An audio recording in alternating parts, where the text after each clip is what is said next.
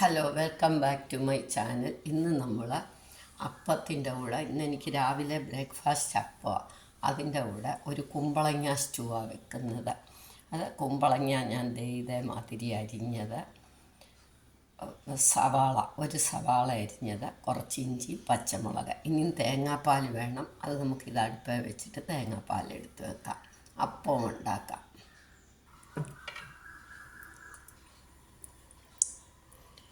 സ്വല്പം വെളിച്ചെണ്ണ, ഒരു 1.5 ടീസ്പൂൺ വെളിച്ചെണ്ണ ഒഴിച്ച്, പിന്നെ എത്ര അളവുള്ളതെന്ന് വെച്ചാൽ അതിന് വേണം.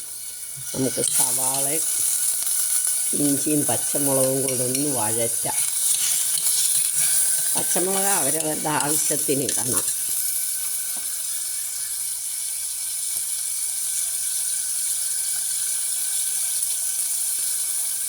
ഞങ്ങൾക്ക് എരി അധികം വേണ്ടാത്തതുകൊണ്ട് ഒരു പച്ചമുളക് ഇട്ട്.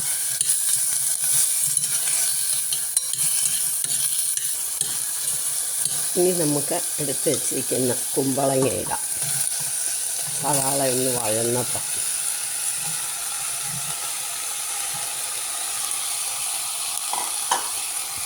ഇനി കുറച്ച് വെള്ളം ഒഴിക്കണം.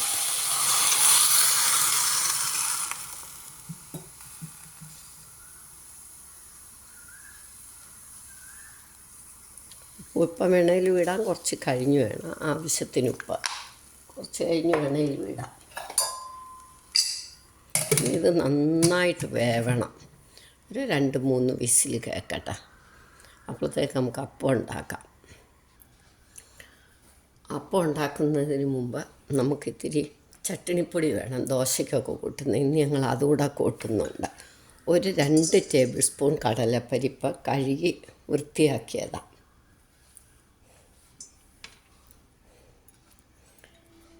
2 ടേബിൾ സ്പൂൺ തുമരപ്പരിപ്പ്.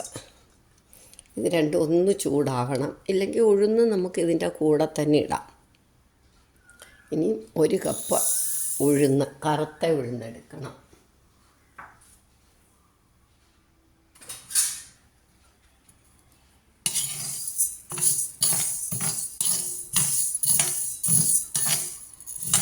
ഇതിൻ്റെ കൂടെ നമുക്ക് കുറച്ച്, ഞാൻ ഉണക്കലരിയാണ് എടുത്തത്, ഇല്ലെങ്കിൽ പച്ചരിയോ പുഴുക്കലരിയോ ഏതായാലും മതി.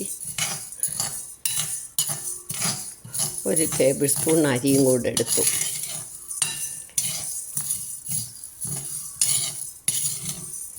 ഒരു കാര്യം ഞാൻ മറന്നുപോയി. ഇതെല്ലാം വറുത്തെടുക്കുന്നതിന് മുമ്പ് ആദ്യം ഒരു കഷ്ണം കായം ഒന്ന് മൂപ്പിച്ചെടുക്കണം. ഇതിപ്പം ഞാൻ കായപ്പൊടി ഇടാം. ഇതൊന്ന് മൂത്ത് വരുമ്പം വേണം നമുക്ക് മുളകിടാൻ.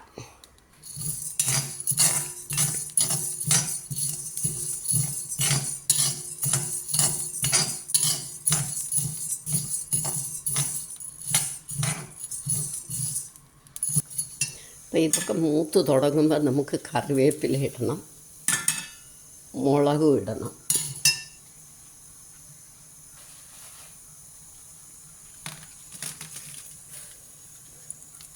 മുളകൊക്കെ പിന്നെ അവരവരുടെ എരിക്കനുസരിച്ച് മൂക്കട്ടെ. പിന്നെ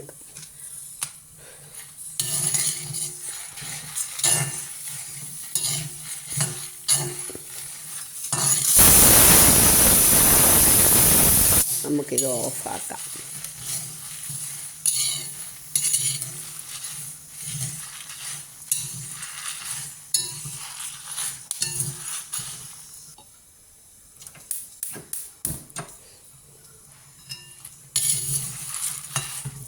നമുക്ക് കായപ്പൊടി ഇടാം. കായം ഇടാൻ മറന്നു പോയതുകൊണ്ട് കായപ്പൊടി ഇടാം.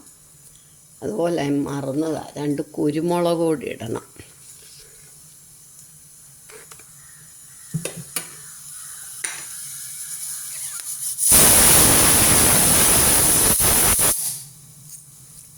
കുറച്ച് കുരുമുളകേ ഉള്ളൂ.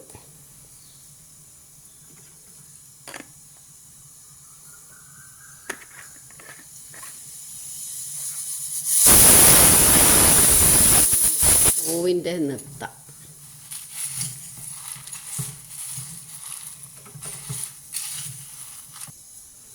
ഒരു സ്പൂൺ മല്ലി,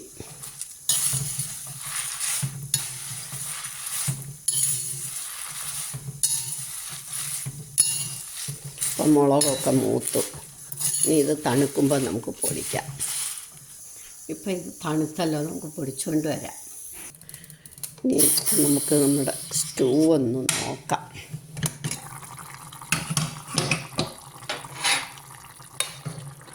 ഓ, വെന്തു. ഞാൻ തേങ്ങാപ്പാൽ എടുത്ത് വെച്ചിരിക്കുക. പിന്നെ അത് കാണിക്കേണ്ട കാര്യമില്ലല്ലോ, വീഡിയോ എടുക്കാൻ ഞാൻ മറന്നും പോയി, പറ്റിയില്ല. ഇനി ഇതിനകത്തേക്ക് തേങ്ങാപ്പാൽ ഒഴിക്കണം.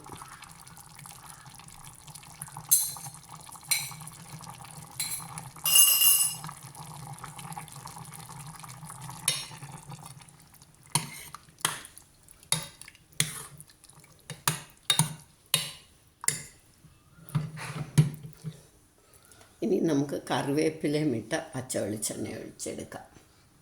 മുളക് കൂടുതൽ വേണ്ടിയവർക്ക് പച്ചമുളക് കൂടുതലിടാം. പച്ച വെളിച്ചെണ്ണ ഒഴിക്കണം എന്നില്ല, നമുക്ക് തേങ്ങാപ്പാൽ ഒഴിച്ചുകൊണ്ട് ഒന്ന് തിളച്ച് പോയി പതവേ ആകാവുള്ളൂ. അപ്പം നമ്മുടെ സ്റ്റൂവും റെഡിയായി, പൊടിയും റെഡിയായി. നമുക്കിനി അപ്പം കഴിക്കാം. ഞാൻ സെർവിങ് ഡിഷിലോട്ട് എടുക്കട്ടെ. ഇപ്പം നമ്മളുടെ അപ്പം റെഡിയായി. കൂട്ടത്തിൽ നല്ല അപ്പം, സോഫ്റ്റ് കുമ്പളങ്ങ സ്റ്റൂവും പൊടിക്ക് വേണമെങ്കിൽ എണ്ണ ഒഴിക്കാം, നല്ലെണ്ണ ഒഴിച്ച് കൂട്ടാം, വെളിച്ചെണ്ണ ഒഴിച്ച് കൂട്ടാം, നെയ്യ് ഒഴിച്ചും ചിലർക്ക് നല്ല. ഞാനിപ്പോൾ ഇങ്ങനെ തന്നെയാണ് കഴിക്കുന്നത്. എല്ലാവരും ഇതൊന്ന് ട്രൈ ചെയ്ത് നോക്കണം. ഇഷ്ടമായെങ്കിൽ ലൈക്ക് ചെയ്യണം, സബ്സ്ക്രൈബ് ചെയ്യണം, ഷെയർ ചെയ്യണം, കമൻറ്റ് ചെയ്യണം. നല്ല സോഫ്റ്റ് അപ്പമാണ്. അപ്പത്തിന് കുമ്പളങ്ങ സ്റ്റൂ നല്ലതാണ്.